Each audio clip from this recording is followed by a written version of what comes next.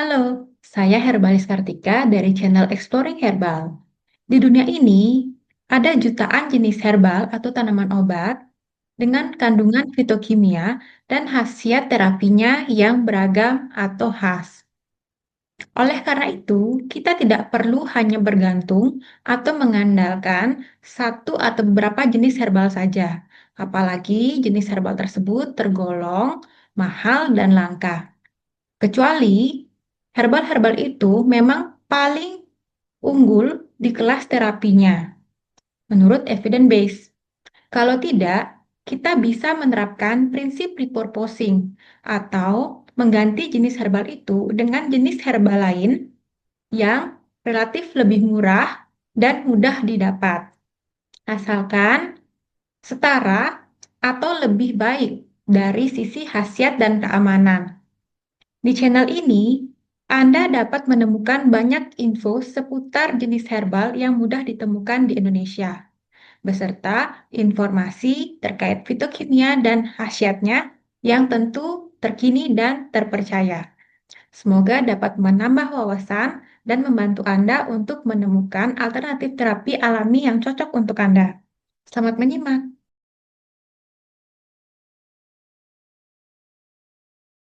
Pernah kepikiran gak sih cerita-cerita orang tua dulu tentang tanaman obat itu sebenarnya ada dasarnya atau cuma mitos aja? Nah, hari ini kita bakal coba menjembatani kearifan kuno itu dengan sains modern. Dan bintang utamanya adalah tanaman yang mungkin sering Anda lihat, yaitu daun ungu. Coba dibayangin, pertanyaannya kan kelihatannya simpel ya, tapi jawabannya bisa luar biasa. Apa mungkin tanaman hias yang biasa banget kita lihat di halaman rumah, ternyata di dalamnya ada kunci buat obat-obatan masa depan. Nah, rasa penasaran kayak ginilah yang bikin para ilmuwan tuh akhirnya turun tangan buat meneliti lebih dalam. Oke, sebelum kita melangkah lebih jauh, yuk kita kenalan dulu sama tanamannya. Soalnya, ini bukan tanaman sembarangan loh. Dia punya banyak banget nama di seluruh dunia, dan tiap nama punya ceritanya sendiri. Nah, ini dia nama ilmiahnya, Graptophyllum pictum. Jadi, dia ini sejenis tanaman semak yang asalnya diperkirakan dari Nugini. Tapi yang hebat, dia udah merantau ke seluruh penjuru dunia tropis, beradaptasi, dan akhirnya jadi bagian penting dari budaya lokal di banyak tempat. Nah, ini nih yang seru banget. Coba lihat, tanamannya cuma satu, tapi panggilannya beda-beda di mana-mana. Di Inggris namanya Joseph Scout. Kalau kita ke Malaysia, orang kenalnya daun prada. Terbang ke Kuba disebutnya guacamari. Dan tentu saja di negara kita, Indonesia, kita kenal banget sama nama daun ungu atau handelum. Banyaknya nama ini nunjukin satu hal, tanaman ini tuh udah deket banget sama kehidupan banyak orang di berbagai budaya. Oke, jadi pertanyaannya, emang dari dulu tanaman ini dipakai buat apa aja sih? Yuk kita mundur sedikit dan lihat sejarah panjangnya sebagai obat tradisional. Wah, ini kegunaannya macam-macam banget ya. Secara umum dia dikenal sebagai pelembut kulit, pelancar buang air besar, sama peluru kencing. Tapi coba lihat lebih spesifik. Di Kuba, dipakai buat obat sakit telinga dan nyembuhin luka. Kalau di Indonesia, wah daftarnya lebih panjang lagi. Dari mulai radang amandel sampai rematik. Bahkan dulu dipakai juga buat ngatasin payudara yang bengkak. Ini beneran kayak apotek hidup di pekarangan rumah. Nah, ngelihat semua manfaat tradisional ini, para ilmuwan jadi penasaran dong. Sebenarnya apa sih isi di dalam tanaman ini yang bikin dia sakti banget? Nah, dari sinilah kita pindah dari cerita rakyat masuk ke dalam laboratorium. Dan ternyata, begitu dibedah di lab, setiap helai daunnya itu isinya kayak semacam koktail kimia yang super kuat. Di dalamnya tuh ada flavonoid, kayak rutin dan quercetin, ada steroid, glikosida, tanin, saponin, wah banyak banget. Dan para ilmuwan yakin, kombinasi bahan-bahan inilah yang jadi rahasia di balik semua khasiatnya. Nah, sekarang kita masuk ke bagian yang paling saya tunggu-tunggu. Disinilah kita akan mengadu klaim-klaim dari zaman dulu dengan bukti-bukti dari lab modern.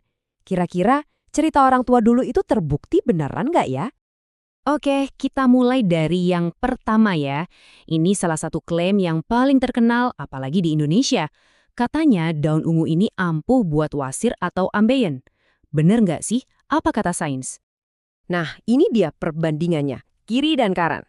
Di satu sisi ada klaim tradisional yang udah turun-temurun, di sisi lain ada temuan modern dari laboratorium. Klaimnya bisa ngobatin wasir. Buktinya, sebuah studi pada tikus nunjukin kalau ekstrak daun ungu ini secara signifikan mengurangi edema atau gampangnya pembengkakan di area anus. Wah, nyambung banget kan? Biar lebih jelas, kita lihat angkanya langsung ya. Ini menarik banget. Lihat deh grafiknya. Kelompok kontrol yang nggak dikasih apa-apa, tingkat pembengkakannya ada di angka 3,13. Sekarang, coba lihat kelompok yang dikasih ekstrak daun ungu. Angkanya langsung turun jadi 2,46.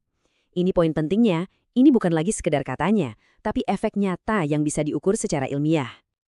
Oke, kita lanjut ke klaim besar berikutnya. Selain buat wasir, daun ungu ini juga terkenal sebagai pereda nyeri. Coba kita cek lagi, apa kata penelitian soal ini. Kita pakai pola yang sama lagi. Klaim tradisionalnya, ini adalah pereda nyeri atau analgesik. Temuan modernnya gimana? Ternyata, dalam sebuah studi, mencit yang dikasih ekstrak ini jadi butuh waktu lebih lama buat bereaksi terhadap stimulus panas. Artinya apa? Artinya, ambang batas rasa sakit mereka itu beneran naik. Jadi mereka jadi lebih tahan sakit. Dan ini dia angka pastinya biar lebih mantap. Coba perhatikan, kelompok kontrol yang nggak dikasih apa-apa bereaksi dalam waktu sekitar 3,59 detik. Tapi setelah dikasih ekstrak daun ungu, waktunya melonjak jadi 5,15 detik. Nah, tapi bagian paling kerennya adalah ini. Efeknya itu bisa dibilang sebanding dengan obat pereda nyeri standar. Luar biasa kan? Kekuatan alam yang ternyata nggak kalah sama obat buatan pabrik. Eits, tapi tunggu dulu. Ternyata urusan wasir dan pereda nyeri ini cuma puncak gunung esnya aja. Para peneliti terus menggali dan mereka nemuin lebih banyak lagi potensi dari tanaman ini. Dan ini dia daftarnya, ternyata masih panjang banget. Studi-studi lain menunjukkan kalau daun ungu ini punya potensi sebagai antibakteri dan anti jamur. Terus dia juga bisa meningkatkan respons imun tubuh, mempercepat penyembuhan luka, melawan peradangan, dan bahkan bisa bantu nurunin kadar gula darah pada tikus percobaan. Wah, gila sih, potensinya luas banget. Oke, setelah lihat semua temuan yang keren-keren tadi, pertanyaannya sekarang adalah, terus gimana ke depannya? Nah, penting banget buat kita ingat ya, kalau semua ini tuh baru awal dari sebuah perjalanan ilmiah yang panjang. Ini belum garis finish. Kutipan dari para penelitinya sendiri ini ngejelasin situasinya dengan pas banget. Intinya gini, kita tahu ekstrak kasarnya itu manjur, tapi kita tuh belum tahu persis senyawa spesifik mana sih yang jadi jagoan utamanya. Terus, cara kerjanya di dalam tubuh itu gimana? Nah, ini semua masih jadi PR dan misteri besar yang harus dipecahkan. Dan ini dia peta perjalanannya. Proses mengubah tanaman dari kebun menjadi obat herbal modern yang teruji itu panjang dan gak gampang.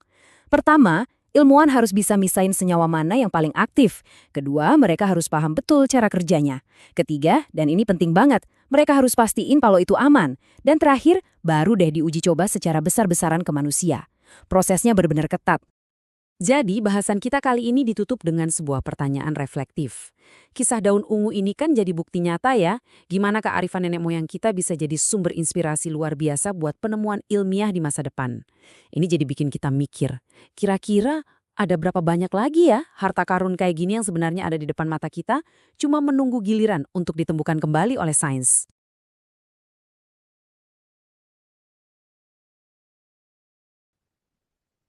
Terima kasih sudah menonton video ini sampai akhir. Kalau channel ini bermanfaat untuk Anda, jangan lupa klik like dan subscribe, serta aktifkan lonceng notifikasi. Anda juga dapat memberikan saran untuk konten video-video berikutnya di channel ini melalui kolom komentar. Sampai jumpa di video berikutnya.